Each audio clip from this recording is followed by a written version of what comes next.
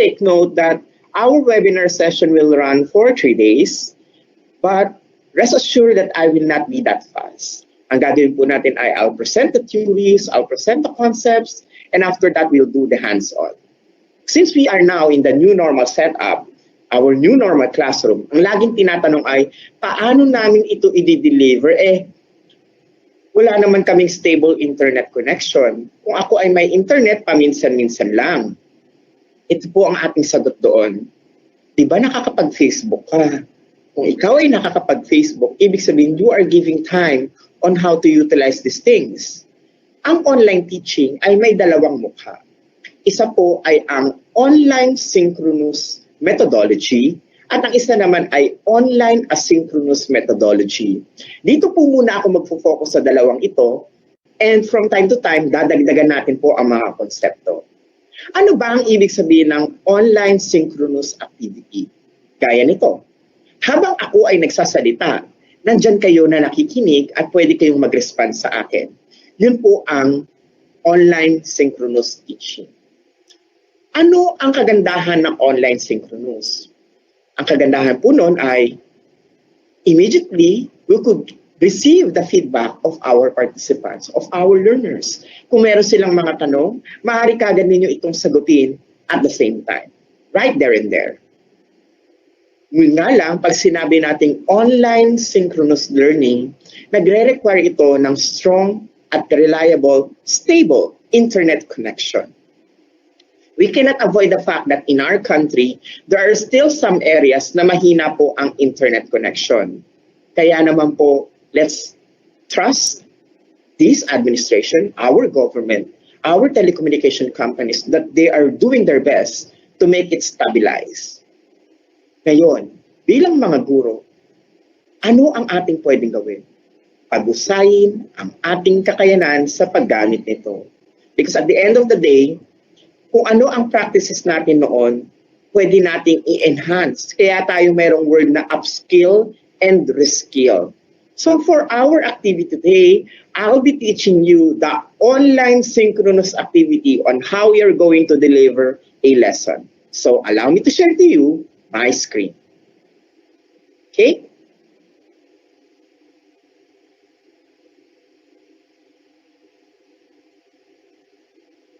So sa aking ibabahagi po sa araw na ito, yun po ay tungkol sa online synchronous teaching po muna. At huwag kayong mag-alala dahil lahat ng klase ng modalities for the new normal classroom ay aking pong i-discuss sa inyo.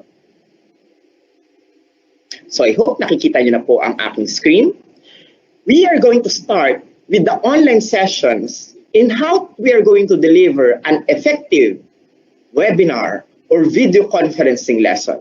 Gaya ng aking nabanggit, aking unang ibabahagi ang online synchronous teaching. Pasensya na po sa petsa, nakalagay May 20, kasi ito po ay ginamit ko na presentation din sa ibang mga activities, but anyway, let's just proceed.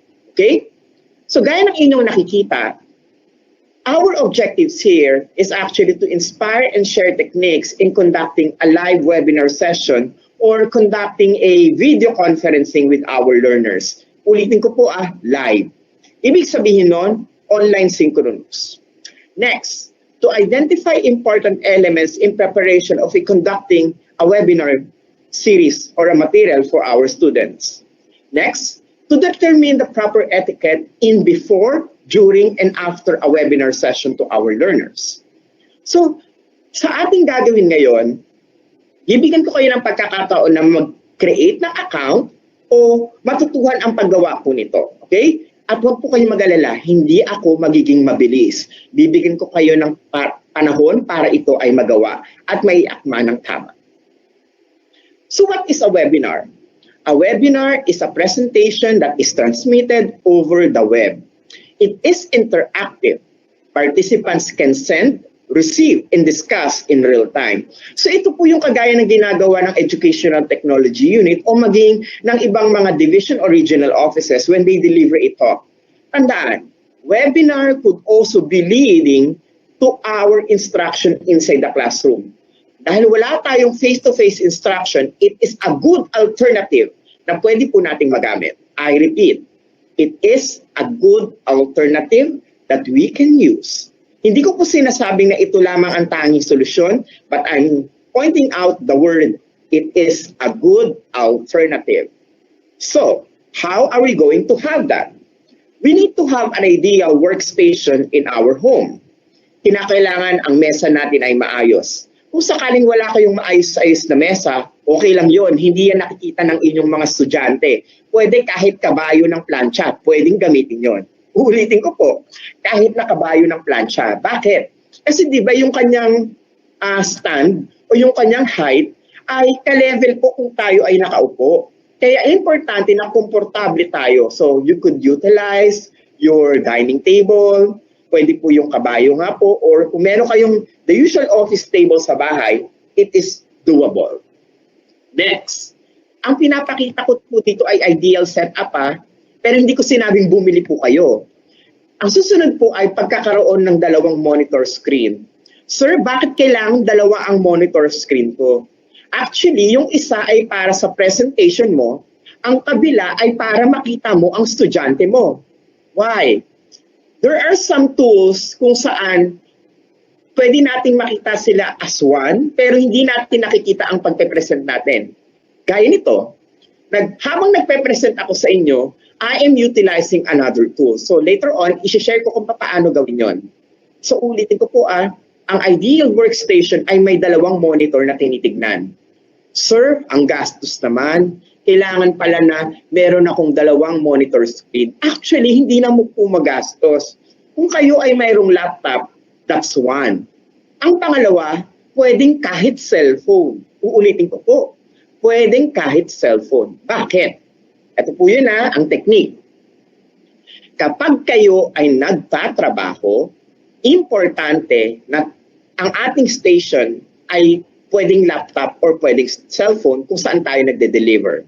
But I highly recommend kung kayo po ay magpe-present, you could utilize your laptop. Kasi syempre doon ka nagpe-present. Now, saan mo pwedeng i-view ang iyong learners? Pwede mo silang i-view utilizing the other device like a smartphone or your tablet. So, ganun po ang kanyang format. Or if you have an extra monitor or television, you could have an extension or an extended view. Yun po ay isa lamang pong suggestion. However, kung sakaling talagang isang equipment lang po, okay na po yun. Sabi nga natin, it's really on the confidence on how we are going to deliver it. At gaya ng inyong nakikita, I pointed out the word ideal. Hindi ko po sinabing dapat talaga. Ideal lang po ito. Next, we should have a microphone para maayos po ang bato ng ating audio. Meron po kasi itong tinatawag na condenser. So yung condenser, binabawasan niya yung outside noise gaya ng tahol ng aso o kaya tilaok ng manok. Sir, ang mahal-mahal lang naman po ng condenser So, kung sakaling wala naman pong budget, okay lang naman na the usual speaker or microphone ng inyong pong equipment ay pwede na pong gamitin yon. Next, the lighting.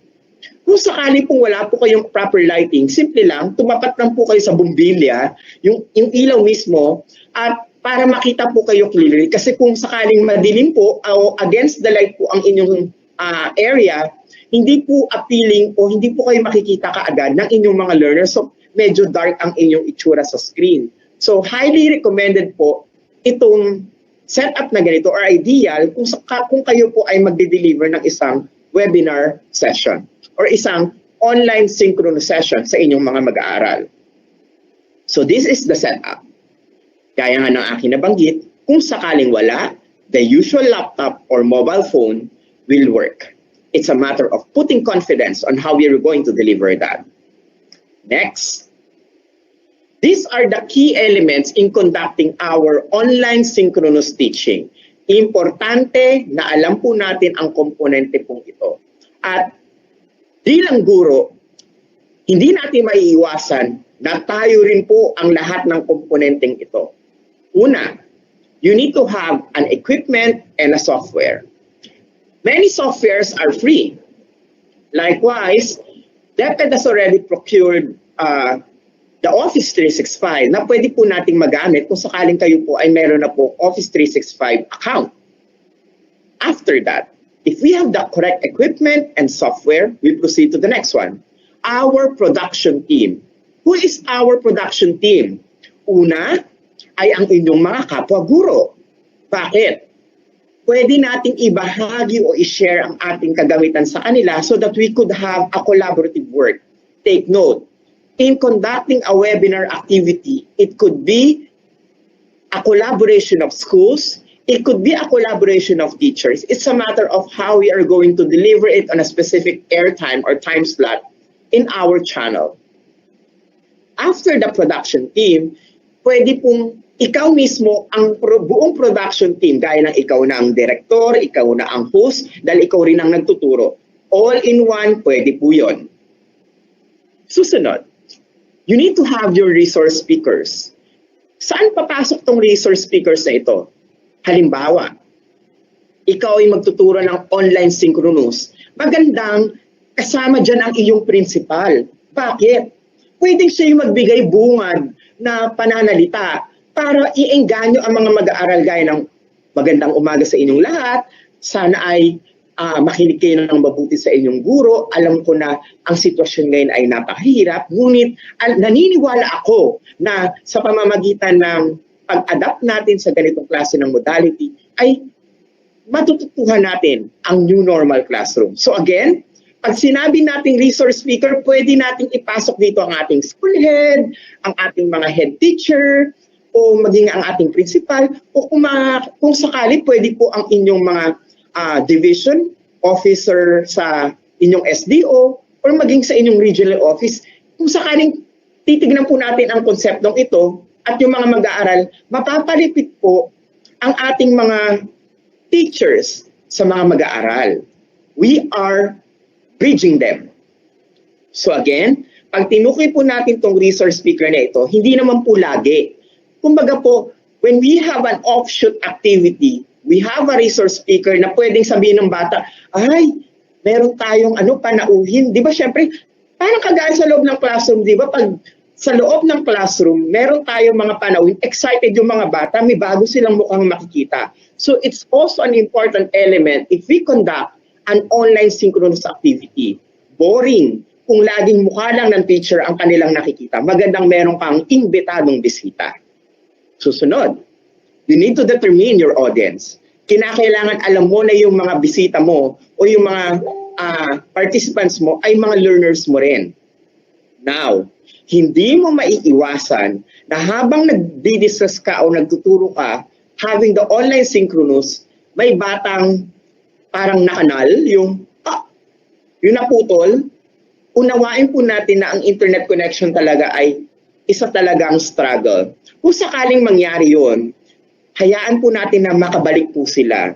We need to understand our audience when we conduct a webinar. At importante na lahat ng ating session ay recorded. Bakit recorded? Papasok doon yung asynchronous teaching. So take note ha, pag sinabi nating online synchronous, kinakailangan habang ginagawa ninyo ang activity, nire-record yun. Para kapag naka-record yun at natapos ang session, doon mag-a-apply ang asynchronous teaching. Pwedeng balikan ng bata yung mga late tuners ang inyong activity at makakasabay pa rin po sila. So it is always connected. Susunod, you have a format of the session. Ang format ng session ay kinakailangang format ng inyong lesson plan. So, di ba parang kagaya sa loob ng classroom? Pagpasok natin sa loob ng classroom, di ba hindi naman tayo kagad na bibira ng nagtuturo tayo ng lesson? Ang ginagawa natin, we have a short kamustahan. Pagkatapos ng kamustahan, we have motivation. We have an illicit type of activity. Pwede tayo magkaroon ng short games. We could always do that one in an online synchronous activity. At sa ating session, ituturo ko po kung paano ang mga iyon. So again, we are now in theories muna. Next, we could have infomercials. Sir, gagawa ako ng commercial? Yes, gagawa ka ng short commercial. Di ba sa school, meron tayong mga activities per month like may nutrition month, meron tayong wash activities. Pwedeng habang meron tayong session or online synchronous teaching, di ba, hindi natin naiiwasan na kailangan nating mag-break. So habang break, pwede mong ipalabas yon. So meron kang short snippet or infomercial video na ipapakita para, merong napapanood ang bata. Kailan dapat ilabas ito? Nilalabas ang infomercial kung mayroong emergency yung teacher. Halimbawa, habang ikaw ay nagde-deliver ng iyong online synchronous teaching, hindi mo maiwasang maihi ka o naiihi ka or meron kang nararamdaman sa katawan na, alam niyo na yung ibig ko sabihin, yung emergency talaga. Siyempre, hindi mo naman pwede sabihin sa mga learners mo na, hintay lang kayo ha, exit muna ako. So, ang magandang segue doon ay paglalabas o pagpo-post ng infomercial. So you could include that one in your orientation to your class, that if they have something like that, hindi nila kailangan i-leave ang session, but they need to wait for their teacher to resume the session. So again, yun po ay isang strategy. Lahat ng inyong nakikita dito ay pumapaloob sa classroom management ng isang teacher pag siya ay gumagawa ng online synchronous activity. Okay? So again, if we have classroom management in our actual face-to-face instruction, by classroom management din tayong tinatawag kapag ito ay online synchronous teaching o asynchronous teaching because they are aligned. At ito po ang key elements noon. Allow me to proceed. We have a lot of platforms that we can use. Kinakailangan lang ay alam natin kung ano ang dapat nating gamitin at kung sino ang ating audience. So, as a suggestion, I have here 4 modalities that we could use in webinar teaching. Kinakailangan kilalanin natin ang ating audience. We have Facebook or Messenger. We have Google Meet. We have Microsoft Teams. And lastly, StreamYard. Ano ang pagkakaiba ng 4 na ito? Una, if you are broadcasting to numerous users in different channels and you want a customization, yung gusto mong may sariling credential o identity, then use StreamYard. Kung gusto mo naman na very secured, kumbaga, piling-pili ang iyong audience, then you could have the Microsoft Teams. It is restricted because there should be a domain. Customization is not possible because it's simply locked onto that stream. And the nice thing here, you have the command in one click. Ang susunod po ay ang Google Meet. However, you have a maximum of 200 participants only in this activity. Customization is not possible and the command is very difficult because they need to mute themselves. Hindi mo siya kayang i-mute ng sabay-sabay. Kinakailangan alam kaagad nila kung paano ang gagawin doon. And lastly, the most friendly of all is Facebook. Dependent on created group chats or pages, customization is not possible, but it is allowing you to put a little of personalization in the material, and it is a peer-to-peer structure. Sir, ano ang dapat naming gamitin dito? Ipapaliwanag ko po. Kung ako ay isang guro na gusto kong mabahagi ang aking pagtuturo sa pangkalahatan, it could be a collaboration of one school to another school or among the divisions, I could have StreamYard as a broadcast. Ibig sabihin nun, pag nagtuturo ako, mapapanood ako ng mas maraming mga bata, mas maraming mga mag-aaral. But the crucial part here is that they are not your actual learners. Marami kang estudyante. Okay? Isang broadcast talaga siya. If you are utilizing Microsoft Teams, you cannot easily distinguish your learners by name because ang kanilang pasok ay as guest. So, ang pangalan nila ay guest. Hindi talaga yung account nila. Okay? So, yun po ang critical point lang niya. But maganda po ang Microsoft Teams because you could use a lot of tools there. But when we talk about Google Meet, ito po ay sharing lang ng mismong link at pagpasok nila, they can easily access. However, wala naman po kaabot siguro na isang klase ng 250. So it is manageable. But the most friendly of all is of course Facebook or utilizing Messenger. Because if you have created your own FB group for your class, lahat ng update mo ay pwede mo dong ilagay at lahat ng recorded session ay pwede mo dong i-upload. Lahat ng yan ay maaari ninyong gamitin. But for me as a teacher, I wanted to utilize a very high impact for my learners. And what this high impact means, ibig sabihin nun, ako ay hindi lamang guro sa loob ng silid-aralan. Ako ay magiging guro ng pangkahalatan. So, nasa sa atin po kung anong modality ang ating pong gagamitin, but at the end of the day, it is a matter of putting our confidence onto it. So these are the things to do before our webinar or before our actual demonstration. Number one, drumbeat an activity through different channels of communication. Ano yung drumbeat activity na ito? Ito yung schedule.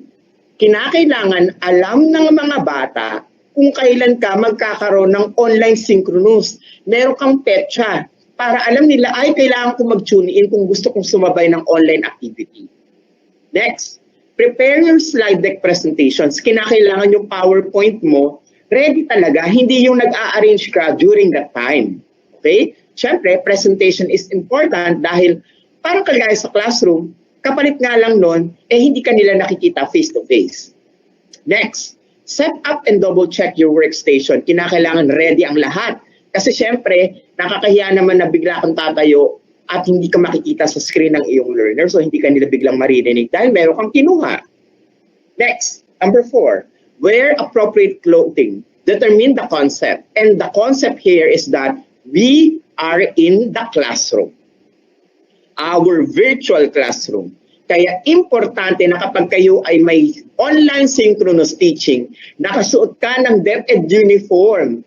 Oo nga't nasa bahay tayo. But again, our home now is an extension of our workstations because we have work from home status. Kaya kapag tayo ay nagde-deliver ng online synchronous, kinakailangan hindi tayo naka-t-shirt, nakapambahay, kinakailangan magsuot ng proper appropriate clothing.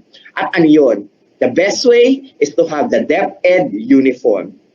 Huwag niyong kakalimutang magsuot din ng inyong ID para kita po yung strap. Bakit ganon?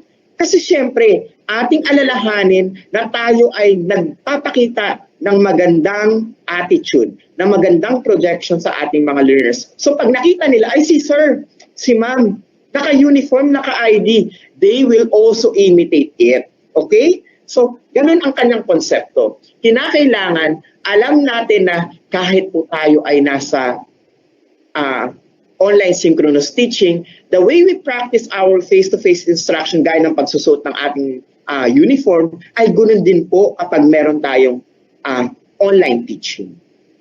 Number 5, organize the function of your team. Sir, anong team yung pinagsasabi mo? Yung team na ito ay yung mga kasama mo sa bahay. Bakit?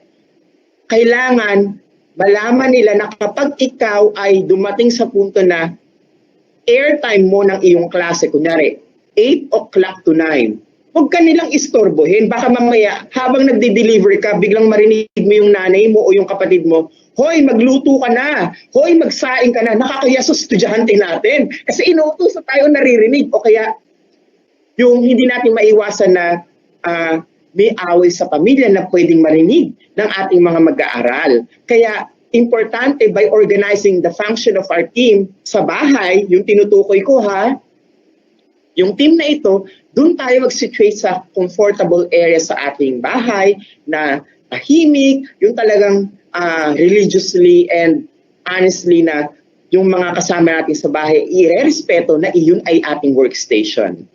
Ang hirap naman na habang nagtuturo ka, biglang marinig mo yung kapatid mo, yung suklay, nasan mo na naman tinago o kaya, oy, ginamit mo na naman yung brief ko o yung panty ko, yung mga ganong salita. Syempre, ganon tayo sa bahay, di ba? At tatawanan tayo ng mga estudyante natin kapag narinig nila yung ganon. Iiwasan natin yung mapapahiya tayo online. Kaya importante na alam natin at na-organize natin sa bahay, this is my time for my work. So kung meron kang iuutos sa akin, baka pwedeng pagkatapos ng aking online class. So remember, importante yung number 5 ha, kasi baka magulat ka na lang. Yung estudyante mo na broadcast na sa social media, yung teacher ko, binato ng nanay niya ng plato, kaya binato ng tsinelas. Nakakahiya naman yun, di ba? So, importante yung function ng ating team sa bahay. It's a collaborate and a respect on how we have our online teaching. Next, before you go online, you need to be ready 10 to 15 minutes before the activity. Bakit ganon? Kinakailangan hindi mauna ang mga estudyante mo dun sa link. Kinakailangan ikaw ay mauna. Para habang naghihintay kayo nung lifetime mo para magturo, na kamusta mo na sila, na naitanong mo na kung paano yung araw mo, meron ka bang kinakailangan na tulong sa akin, may nahirapan ka ba sa isang topic. So with this, para rin tayo na sa loob ng classroom, nagkakaroon ka ng homeroom activity muna. So it's a primer before we have our actual session. Take note, lahat ng ito ay importante before we are going live to our actual demonstration teaching. Okay? So, this is well structured. Nasa sa inyo po kung paano niyo po yan i-deliver. Now, we go to the actual training, to the actual delivery of the teaching. Number 1, deliver the program similar to face-to-face.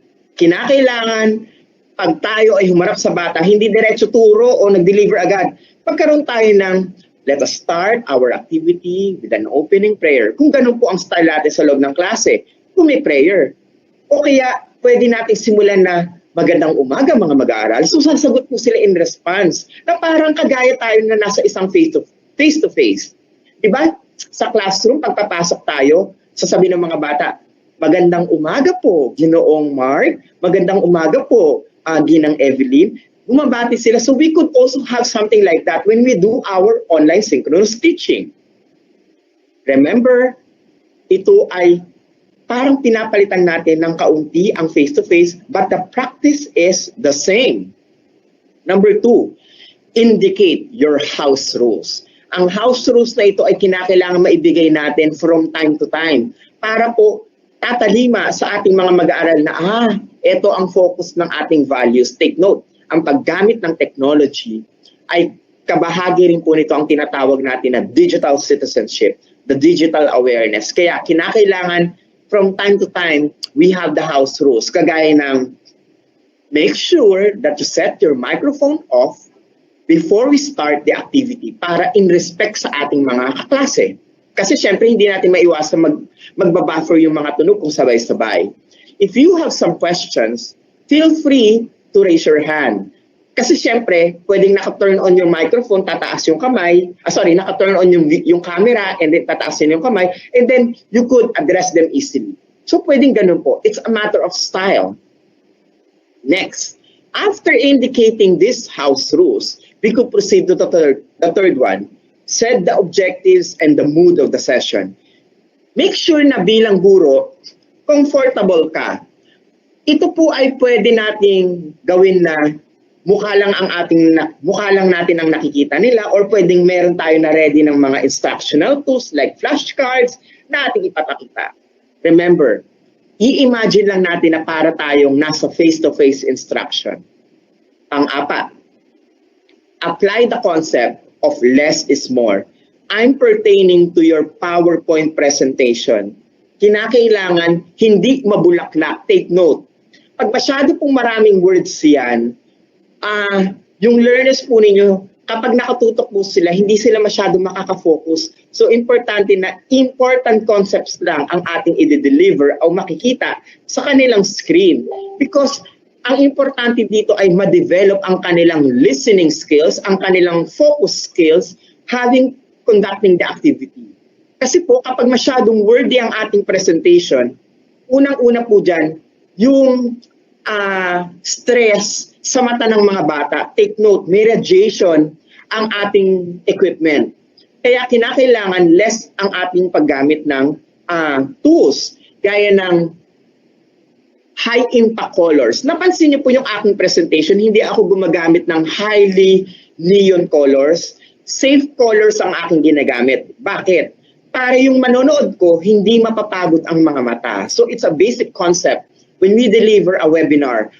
It's a basic concept when we deliver an online teaching.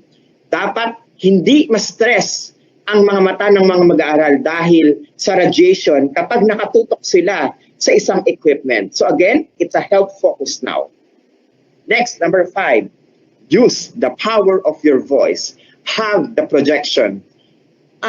Kinakailangan alam natin yung facing.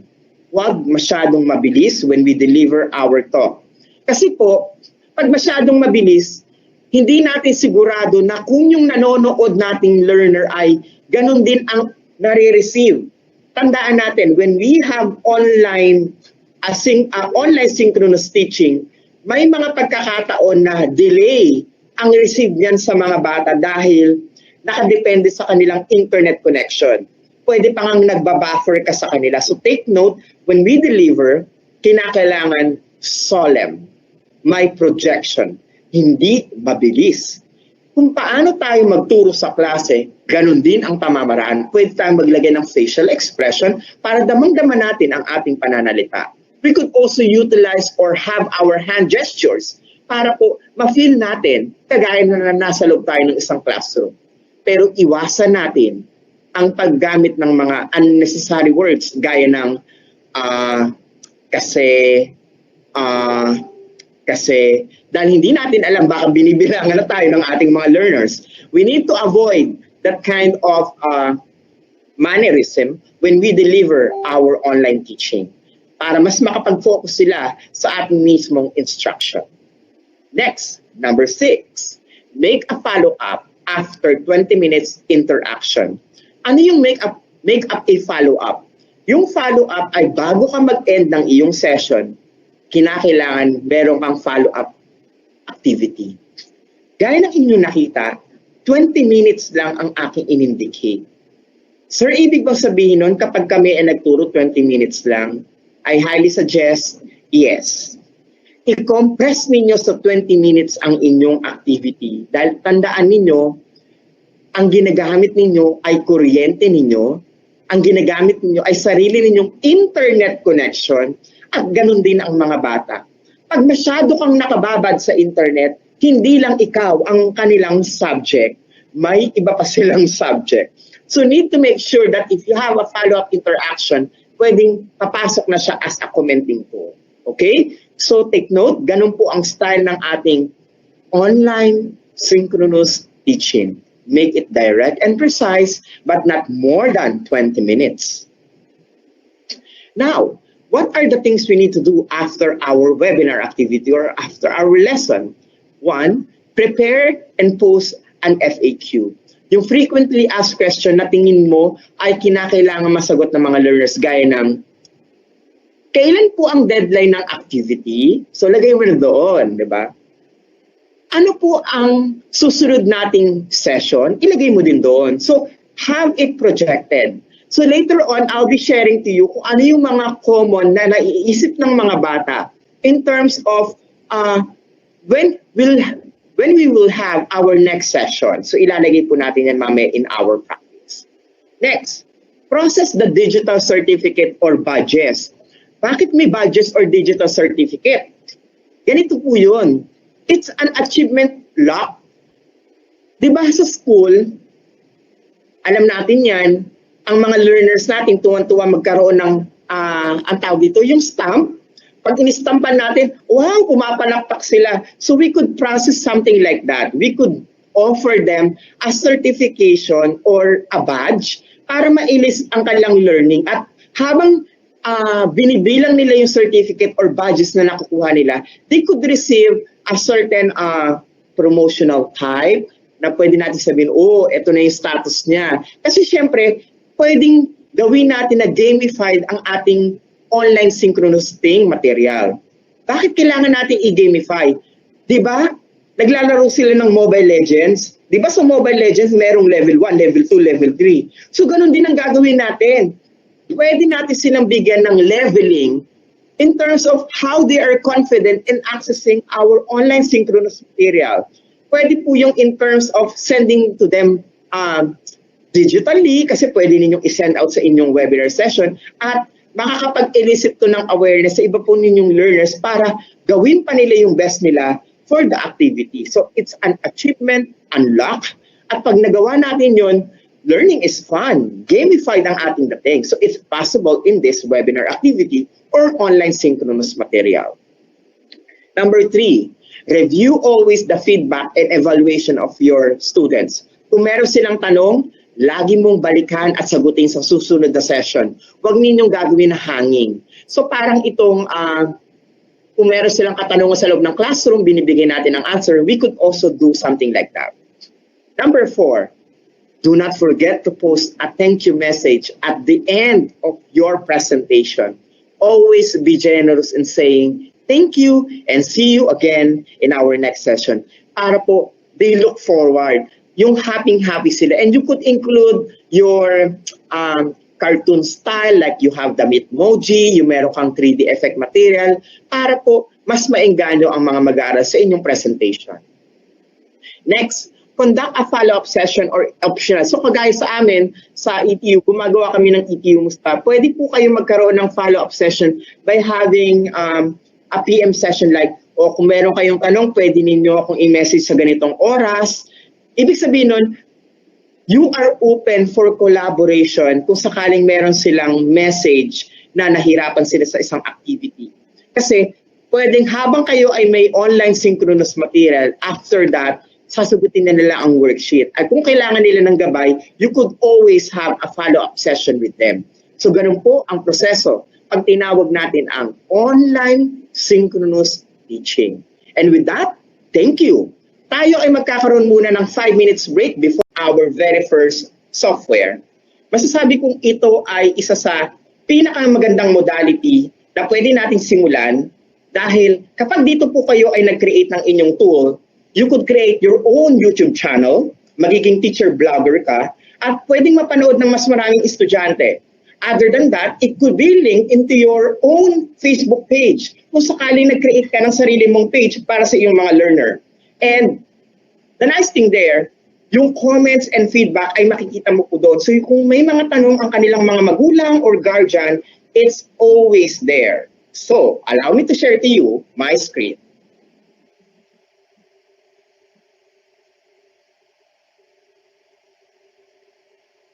Earlier, I have shared with you about the utilization of the different tools. At gaya po nun, meron tayong StreamYard, meron tayong Microsoft Teams, may Google Meet, at meron tayong Facebook. Bakit hindi ko po dadaanan yung Facebook, yung Google Meet, at saka yung Microsoft Teams? Because we have a training onto that. But we don't have a training about broadcasting. At ang broadcasting ay isa sa pinaka-importanting modality dahil pwede natin pong magamit to our TV broadcast. So syempre, kung magdi-deliver tayo, pang malakihan na. Kaya, ito ang aking suggestion sa inyo. To our webinar director and to our host, I hope nakikita na po ang aking screen before I proceed. Nakikita na po ba?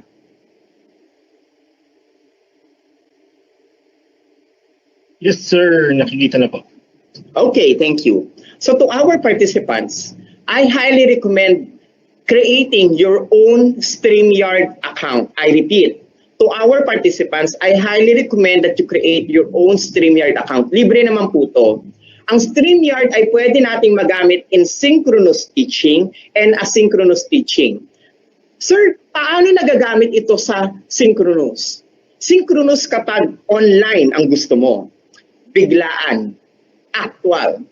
Pero pagkatapos ng activity mo, ito ay nare-record.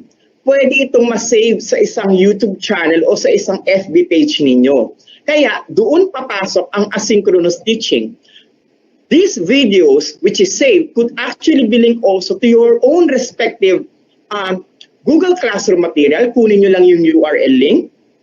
Pwede siyang tumakbo. Or kung kayo ay gagamit naman ng Microsoft Teams, gumawa kayo ng sariling page or group para sa iyong learners, kunin lang din ang URL link at pwede na nilang makita rin yun doon. So again, I'm focusing on the bigger aspect rather than the smaller chips. Okay? So, I hope kayo po ay gumagawa na ng account sa StreamYard. So paano pumunta dyan? Ganito lang po ang gagawin ninyo. You go to google.com. So pagpunta nyo po sa google.com, yan, i-type nyo lang po ang salitang StreamYard. Okay? So ang StreamYard po ay libre. Ang pinagkaiba po ng paid, meron po itong paid account. Sa paid account, pwede ka maglagay ng sarili mong customization, but customization is not needed kung after delivery lang naman ang gusto natin. So you go to StreamYard. Yan. StreamYard. You create an account. After creating an account, ganito po ang kalalabasan po niyan. Okay? So, bibigyan ka po niya ng code sa inyong email at kinakailangan po ninyong i-type yon para kayo ay makapasok sa inyong StreamYard account. So, just like I have mentioned, I'll give you enough time to do it. Meron kayong 2 minuto para makakreate ng inyong StreamYard account. And after 2 minutes, I'll proceed to the next part of the activity habang ako ay nagde-deliver ng aking talk. Okay? 2 minutes starts now. Create your own StreamYard account. Take note, it is free. Hindi natin kinakailangan mag-upgrade dahil yung free version ay pwedeng-pwede na po nating magamit. And while broadcasting this, you are empowering not only yourself, but your entire school. Because using StreamYard, na-empower din natin ang members ng ating team, gaya ng inyong school heads, ng inyong principal. Okay? So to our school heads and principal, malaki rin po ang maitutulong ng account na aking pinagagawa o account na aking itinuturo. Dahil kung gusto po ninyong magbigay ng mensahe sa mga magulang, sa mga mag-aaral, you could always utilize this tool for free. Yun nga lang, it is online.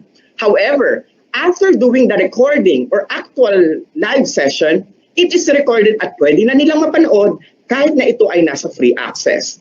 Ang kinagandahan, kapag na-launch natin by July, ang learning management system, pwede rin itong tumakbo. Yung inyong mga inilagay na mga videos, it will now blend out at pwedeng tumakbo ng free access. Okay? But now, we are going to focus with StreamYard. 1 minute left. So I hope nakagawa na po kayo ng inyong mga account bago ako mag-proceed sa ating activity. And I'm sure mag-enjoy po kayo dito. Again, 1 minute na lamang ang natitira para i-download, para makapag-create kayo ng account sa StreamYard. If you have an account before in StreamYard, I highly recommend to utilize it kasi syempre may account pa kayo, hindi na kayo problema, okay? So, ito pong awareness na aking itinuturo ay panglahatan, pangmaramihan. Dahil ayaw natin ng repetition of work. Yung, ay ginawa ko na, nakagawa ko ng video, gagawin ko ulit. Siyempre ayaw natin ng ganun. Di ba nga, pag may pinagawa sa atin na paulit-ulit, sasabihin natin, ginawa ko na tuwa, uulitin ko na naman, reklamo maririnig natin. So, itong aking itinuturo ay one-stop shop. Once you have it, it's there. Basta huwag niyong buburahin. Kasi kapag binura nyo, ibang usapan yon. Last 30 seconds. So to our participants in Region 11, kindly share the link. Have your own watch party para ang buong Region 11 teachers, school principals, school heads ay maka-access po nito. In case we have private school teachers in Region 11 who would like to join us, feel free. This activity doesn't require any payment. This webinar session is free dahil lagi ko nga pong binabanggit, learning is continuous. As teachers, we need to help one another.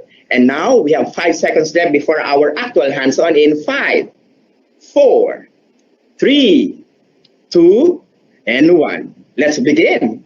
Now that you have entered to your account, ganito po ang inyong makikita. Ang una po ninyong pipindutin dyan ay ang tinatawag natin na destination. In destination, you will be asked kung saan nyo po gustong i-project ang inyong activity. Usually, may mga teacher na mayroon na pong YouTube channel. Kung sakaling may YouTube channel, you could always link that. However, if you don't have it, simply click add a destination and link it to your created FB page, created FB group. or even your profile. Ang highly suggested ko po dito ay FB page. Bakit? Kasi sa page, pwede kang gumawa ng page para sa iyong section. Para lahat nandun sila. Or pwedeng Facebook group. Kung principal po kayo bakit group? Siyempre, di ba mayroong Facebook group ang school? So, ibig sabihin, mapa school head man or mapa teacher, pwedeng gumamit ng StreamYard. So, all of these things will empower us on how to collab with each other. Okay? So, again, gaya ng akin nabanggit, we have options here. For example, I want to link it with my FB page. So, I just simply need to grant access and connect it with Facebook. At pag kinonect po yun, you need to give information. Of course, hindi ko pwedeng i-type kasi makikita po ninyo ang aking password. So, ganun lang po kung paano inililink. So, again, I'm sorry if I cannot type something here because once I type, you will see my password. So, ganun lang po ang paglilink po nung isang StreamYard account going to your account. Now, allow me to go back. Kasi ni-ready ko na po siya. Ayan. So, ganun lang po ang pag-stream po natin on how we are going to link it. So, take note, we have options here. Next, after linking it, we can now go to our broadcast. Kasi po, pag pinili natin yung broadcast, ang makikita po natin dito ay create a broadcast. So, yun po yung inyong susunod na pipindutin.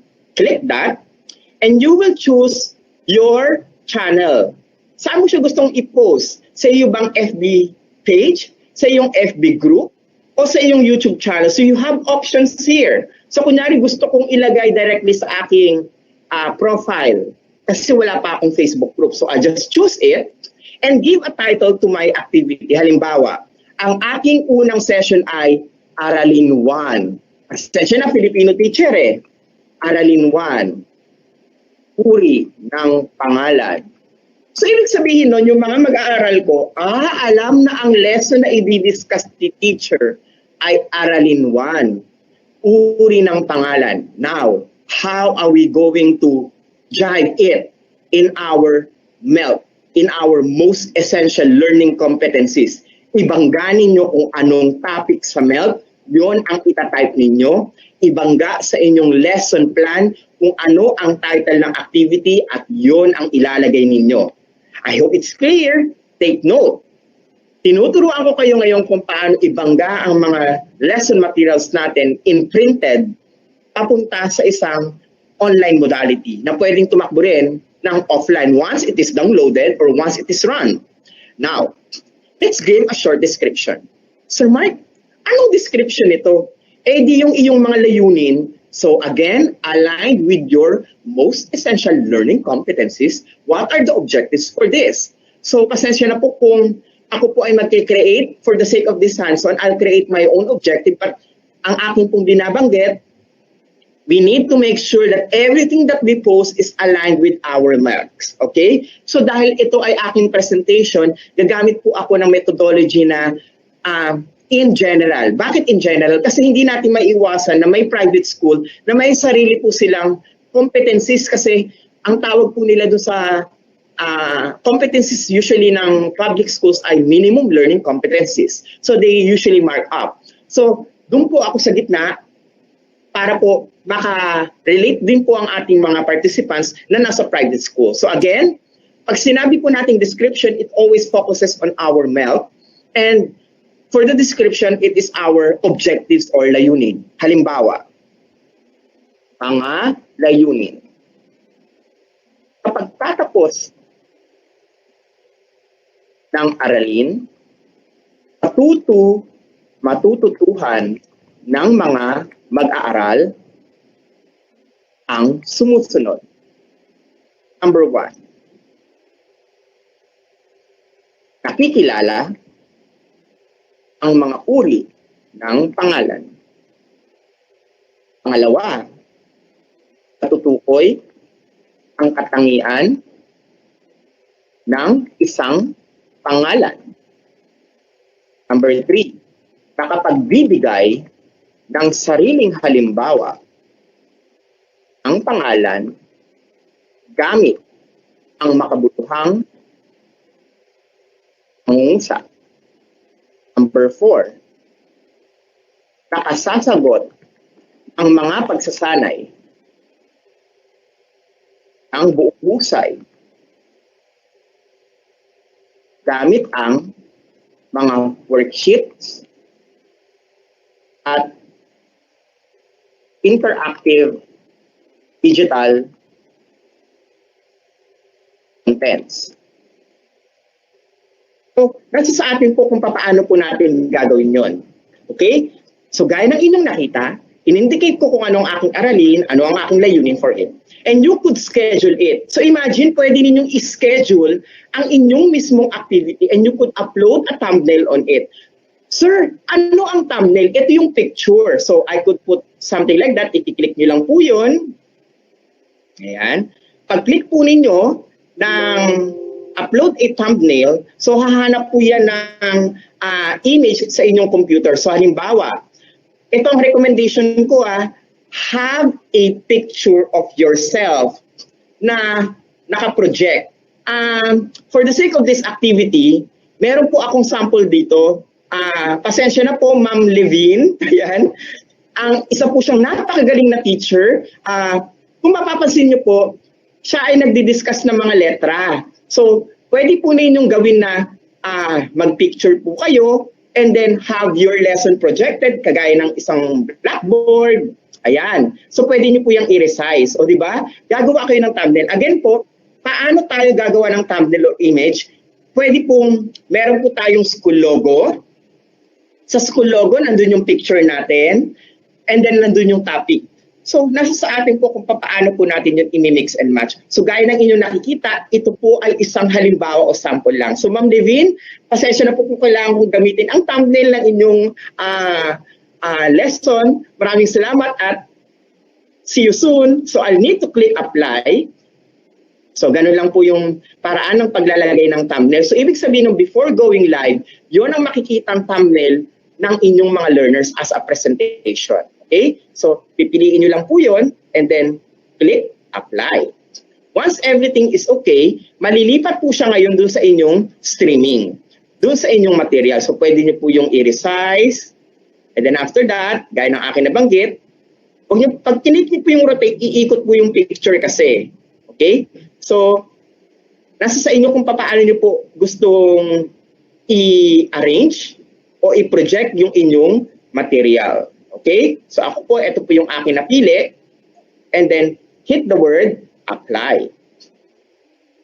Once everything is okay, it will be preloaded onto your streaming. Okay? So ganun lang po ang proseso. Now, I'll give you enough time to type your title, your objectives doon sa description at makapaglagay ng inyong thumbnail. We will be having a 3 minutes activity for this before we proceed to the next part. So again, you have 3 minutes hands-on to type your aralin, to type your objectives doon sa description at maglagay ng thumbnail para sa inyong online tool. Okay? Hands-on activity, begin. So to our host, you may simply pop up first and read some comments to our participants habang tayo ay nag-iintay ng 3 minuto. Maraming salamat. Yes, Sir Mark. Thank you po. Sir, meron pong katanungan dito. Pwede na po ba kaming magtanong? Yes, sir. Galing po kay Sir... Wait lang po, sir. Hanapin ko lang.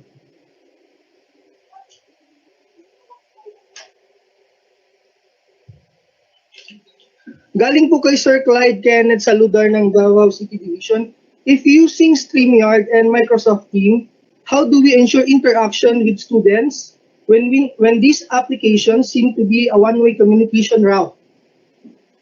Okay. Sir, gaya ng akin nabanggit, once na na-post mo siya, i-demonstrate ko po kung paano sila papasok sa streaming. Kasi pag nag-post sila ng questions, makikita po yun eh. So, i-demonstrate ko po kung paano siya papasok since sabi ko nga, bumubuo ka ng isang page or isang group. So, through that, pwede ka magkaroon ng communication channel na pwede silang mag-share, pwede kayong mag-message sa isa't isa. So, nakikita po yun doon.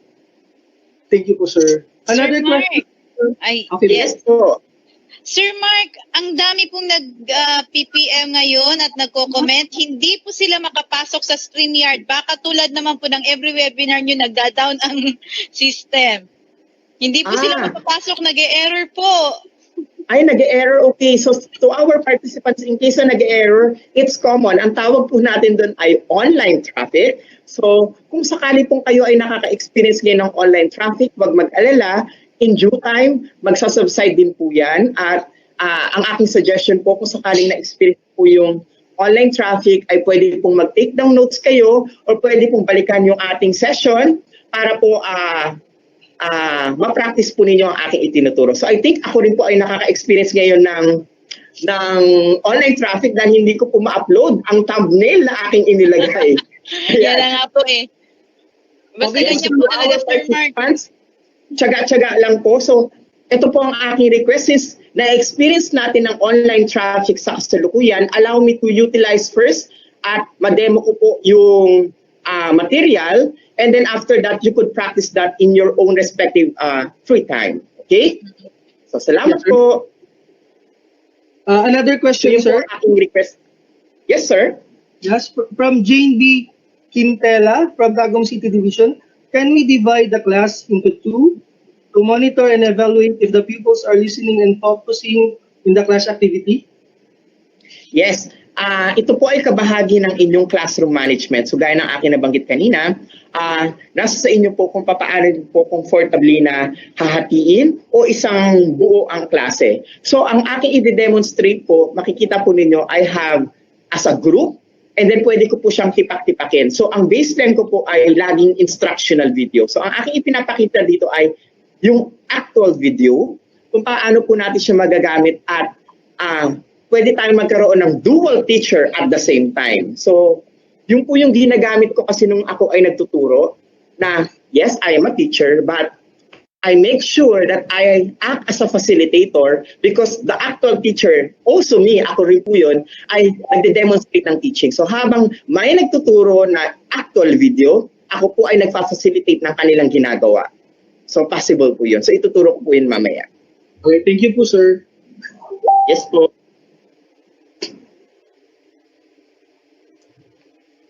So, meron pa po ba tayong question? Wala na po so far, Sir Mark. Parang yun lang Okay. po ang concern nila.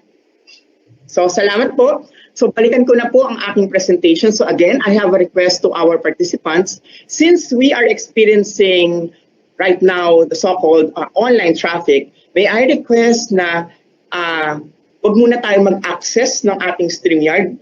Focus tayo sa aking presentation, and then later on, pwede nyo pong subukan pag nag-subside o naka-auto-scale na ang StreamYard at nakapag-adjust. So allow me to share this to you para po mag-proceed po tayo. Okay? So, gaya ng aking nabanggit, you could always put a thumbnail onto it. So far, yung aking in-upload na thumbnail ay hindi pa rin po siya na ilalagay dahil ako po ay nakaka-experience pa rin ng online traffic. So all of these things are possible with StreamYard. Okay po? Yan. Subukan ko lang po ulit na mailagay yung image. Kung sakaling hindi po, magpo-proceed po ako sa susunod na bahagi. So I need to click apply. And after na ma-process po niya yung mismong streaming o yung mismong thumbnail, you can now proceed by setting up a schedule onto it. Okay? So, ayaw pa rin po niya. Close ko na lang po muna. Now, lahat yan ay nandito sa ating create a broadcast. Okay? Now, if I am ready, I could schedule it with a specific time kung kailan po siya mag-i-air. So, kunyari, mag-i-air po siya tomorrow. Pwede ko kasing i-ready ahead of time or pwede ko po siyang gawin na in actual. Sir, anong ibig sabihin ninyo na i-schedule mo siya the next day? Ibig sabihin nun, i-schedule ko maging live ang activity ko tomorrow dahil yun ang aking schedule ng aking session. So pwede kong lagay na at 8 a.m. magsisimula ang aking klase bukas na kinakailangan ma-tune in nila. At ako ay pwedeng mag-post kayo sa aking Facebook group na pwede pong malaman ng aking mga learners na meron akong activity. So again po, nakabase po siya dun sa ating activity na gagawin. So it will create now the broadcast, and once it is ready, magpa-pop up po siya sa inyong screen. So, yun po ang setup. Inilalagay natin ang title ng activity, inilalagay natin ang objectives ng activity, we can schedule it, and after that, we could enter the broadcast studio. Tingnan nyo po, ganito ang structure niya. Ibig sabihin nito, meron akong klase bukas at 8 a.m. na magiging live ako at doon ako magtuturo. Pero bago ako magturo, kinakailangan alam ko ang function ng StreamYard at yun ang aking ipapakita sa inyo. Okay? So gaya ng inyo nakikita, I need to jump to a Firefox material kasi po ako ay naka-edge. So take note, nakikita po ninyo na kinakailangan ang inyong gagamitin na browser ay Chrome as recommended. Pwede po ang Firefox at pwede po ang Opera. Okay? So, ang gagamitin ko po dito ay ang Firefox. So, once it is loaded, yan, i-paste ko lang po ang aking link.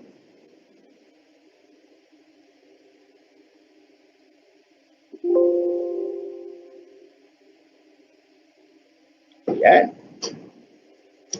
So, as you could see, i-demonstrate ko po sa inyo kung paano tayo pumasok sa tinatawag nating broadcast. Yung broadcast po ay yung paraan na ikaw ay magiging live. Okay? So gaya ng inyo nakikita, ayan, you are entering a broadcast studio. So para ka nagkakaroon ng isang sarili mong broadcasting component kung saan maililink mo to sa iyong different platform. And you could allow by entering your mic or just simply entering to the studio. Okay? Ayan. And then if you are there, you will be needing to put your name. So kunyari ako, ilalagay ko po ang aking name na Ginoong Mark Anthony C.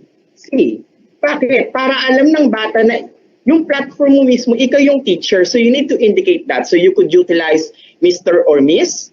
So ganun po ang itsura nun. Okay? You could enable your camera. Nasa sa inyo po yun. Kung ipepresent so far, ako po ngayon ay hindi makapag-present ng aking camera dahil ako po ay kasalukuyang nagbo-broadcast. Ang aking pong ipinapakita sa inyo ay kung ano ang nasa backstage. So kinakailangan maipasok po kayo nung mismong account user. So ito ang itsura kapag ikaw ay visitor sa isang page. Okay? Gaya ng inyo nakikita, on top, nandun yung mismong lesson. So alam ng mga learners na yun yung lesson or activity. Okay?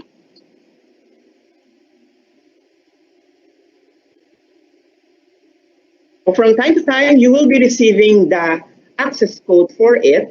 Ayan. And then yung access code po na yon ay magbibigay po sa inyo ng 6-digit code para po kayo ay makapasok sa inyong actual streaming. Okay? So again po, magbibigay po yan ng 6-digit code. So allow me to check it muna.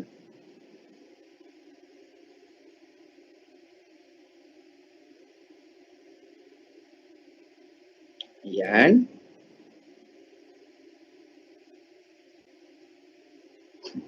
And once you have the code, ang mangyayari po nun, makakapasok na po kayo sa system. So gaya ng aking nabanggit kanina, you need to be ready 10 or 15 minutes before your actual session para ma-prepare nyo po lahat. So ganun po ang session kapag online synchronous. So I now have here my code.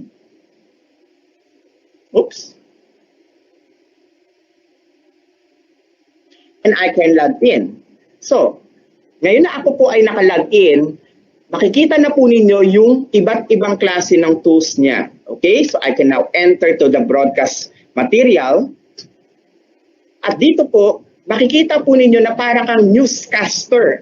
Ganon ang dating. Kaya maganda na ma-maximize po ang gamit po nito dahil ginagawa niya pong effective, engaging ang ating paraan ng pagtuturo. Okay? So, meron po rito makikitang screen sa baba.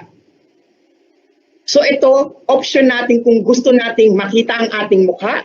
Yun po yung unang picture. Kung sakaling meron po kayong visitor like your principal or school head, pwede nyo pong piliin yung pangalawang option. So makikita po kayong dalawa sa screen. Pwede rin po na may background sa likod ninyo at kayo ay nakikita sa screen. In case you have three personnel or more, pwede pong magkaroon ng collab sa inyong screen at pwede rin na habang ikaw ay nagpe-present, nakikita ka sa kabila. So this is very helpful if you are a sign language teacher or a SPED teacher kasi pwede kang mag-sign language sa kabilang screen at nasa screen mo o nasa gitna yung actual presentation mo. So take note, StreamYard is useful kahit na anong klase tayo ng subject teacher, whether we are delivering an actual class or whether we are delivering a modality gaya ng you're a SPED teacher. So it is always possible. And then, pwede rin na by tools. So kunyari, meron tayong actual teacher sa taas for regular, nasa baba naman yung nagsa-sign language. It could be a collab work or the entire screen is a presentation.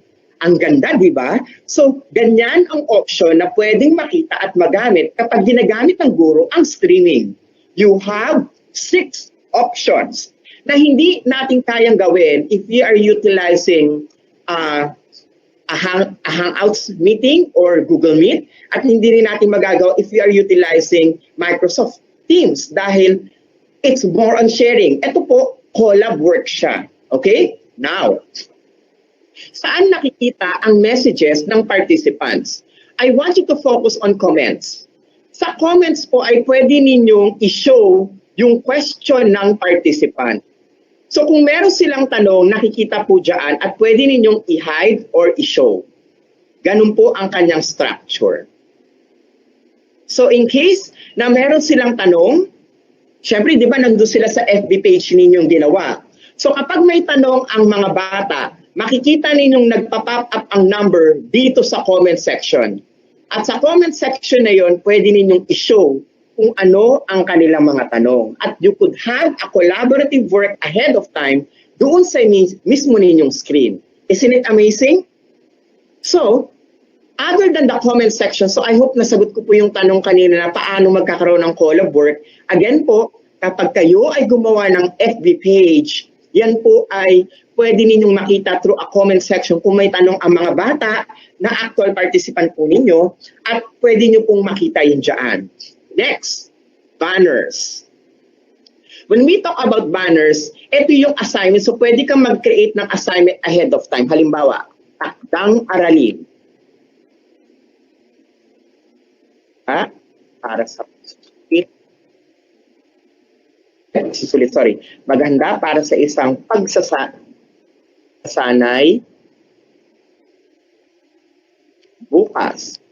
Pag-aralan ang ADM sa pahina 6. So as you can see, I aligned it with the content in the ADM. So yung material o worksheet. And then after that, kung makakreate nyo na po yun, simply need to click Add Banner. So dapat ahead of time, nakagawa yung mga inyong banner, kagaya ng paggawa natin ng lesson plan. Para ang gagawin lang ng teacher ay ganito, i-show niya. O, di ba? So habang ikaw ay nagtuturo, makikita ng bata yung assignment mo. O, take note, sasabihin mo na lang, kindly look onto your screen. Makikita po ninyo dyan ang inyong assignment. So kinakailangan ito po ay inyong sagutan. Takdang aralin, maganda para sa pagsasanay bukas. Pag-aralan ng ADM sa pahina 6. And you are making your presentation more lively. Kakaiba. At kung sakaling ayaw mo na nakalantad siya, gusto mo enrolling text, pwede mo rin pong gawin yon. Sa paanong paraan? Hide it, edit that, and you could have a scroll across bottom, the sticker. Click save, and show it. Ganyan ang kalalabasan ng iyong assignment. So imagine, nagbabanner siya. At habang ikaw ay nagtuturo, para kanya ngayong isang teacher broadcaster. Para kang nasa isang teleradyo. Habang ikaw ay nagtuturo, it's just a matter of projecting it. So, kung meron kang specific lesson or specific information na kinakailangan i-project kagaya ng paksa, halimbawa, ang uri ng pangalan ay nahahati sa dalawa. Ito ay ang pantangi at tambala na. And you could even add that as a banner. And if you are giving an important input to your learners while you are doing the presentation, you could highlight and show that to give emphasis. O di ba? Ang bongga ng iyong video conferencing tool. At tandaan, ito ay pwedeng ma-record at nare-record talaga. At kapag na-record, lahat ng iyong i-deliver in the 20-minute session, it will now boil to an asynchronous teaching na pwedeng mapanood ng ibang mga estudyante ninyo anytime, anywhere. So, with all of these things na inyong nakita, you could even customize it with your own brand by putting your own logo. So, ito po, pag naglagay ka ng logo, hindi po siya po pwede kapag kayo ay nasa free. So, may watermark po siya. Huwag mag-alala, gaya ng aking nga nabanggit, we could always have a theme. Kasi hindi naman kinakailangan gumasos ng teacher eh. Kasi itong free version na to ay pwede nang magamit. So you could follow the color format of your school, having it there, o di ba? Kung gusto mo ng ganyang klase ng kulay. And then after that, you could even put or upload an overlay. But as you could see in free plan, comes only with one overlay. At ito po yung overlay na yon gaya ng inyong nakikita. Okay? We cannot also add a background. It's just simply flat. Sir, flat naman pala eh. Eh, di ba? Libre naman po ito. So we could always utilize all of these things, and it's a matter of how we are going or how we are going to project our material. Para makita po ninyo yung actual demonstration, ito po ay aking ipapakita utilizing our actual tool. Okay? So allow me to go back to my presentation screen. And this time, ang gagawin ko po ay, ayan, nakikita po ninyo, di ba yung actual screen ko? So yung screen ko po na inyong nakikita yung aking demonstration. And what if, ang ginamit ko po ay ang aking PowerPoint. So kung meron po akong PowerPoint na nakaproject, di ba po ako ay nasa gilid? So pwede akong magturo at i-deliver yung aking actual lesson na inyong nakikita. So in case I have something like a banner format na kailangan kong ilabas, ang kinakailangan ko pong gawin as a teacher, I need to add it down. So gaya ng inyong nakikita dito sa right side ng screen, di ba medyo mapula-pula? To our webinar director, could you please have it focused only to the screen? Ayan, tanggalin muna ako sa screen. Ayan. Gaya ng inyong nakikita, ako po ay gumagamit ng StreamYard para i-project po ito. Kaya multiple ang inyong nakikita. On the upper right portion, you will see na meron pong comments. At anytime, pwede ko pong piliin ang comment section na yon at pwede kong i-project sa screen yung question or yung feedback ng aking learner na pwede kong makita because I have a direct control. So, ganun po siya. So, if I click show, gaya yan, nakikita po ninyo yung kay Ma'am Cora. Ayan. So, pwede po natin gawin yun. At kayo rin po ang pwedeng mag-hide ng material na yon. So, it's just one click away. In case you have banner assignments, gaya ng aking nabanggit kanina, pwede rin natin pong i-project po yun. So, ganun po natin ginagawa ang video conferencing na ito. Okay?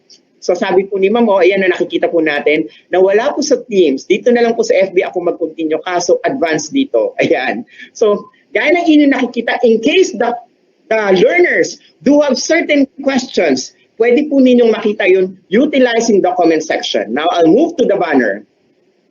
Yung banner ay pwede kang magdagdag ng aking nabanggit kanina ng set of things na gusto nyo pong i-project at doon po natin yon na ilalagay. So, to our webinar director, could you please focus it only now to me? Ako lang po, wala na po yung aking screen. Salamat. At patanggal na rin po yung naka-show kay Ma'am. Ayan, hide natin. Ayan. So, gaya ng inyong nakikita, let's visualize it. Meron kayong StreamYard. So sa StreamYard, dun po kayo magde-deliver ng inyong session or ng inyong pagtuturo. Nakahanda po ang mga materials ninyo, yung mga banners o yung mga important inputs or assignment, dun po nakalagay. And when you deliver these things, habang kayo ay nagtuturo, you could simply click that at lalabas sa screen. at makikita ng inyong learners. At ang gagawin nyo lang po ay magtuturo. So, I'll move with a different format. Kung sakali po na kayo po ay nahihirapan ngayon gaya ng aking nabanggit, dahil po nakaka-experience tayo ng online traffic. Okay? So, my dear colleagues, huwag po kayong mag-alala dahil ito po ay nasa phases. So, we will be having our afternoon session at doon po, actual demonstration ninyo ako makikita na nagtuturo. Ang aking ipinakita kanina ay putting down the settings doon sa ating pong StreamYard material para alam po natin kung paano po natin bubuin yung components. And after that, I'll be delivering how you're going to teach utilizing the tool. So with that, it's 12 noon. Balik muna tayo sa ating mga host. Maraming salamat. Ay, nako, Diyos. Sir Mark,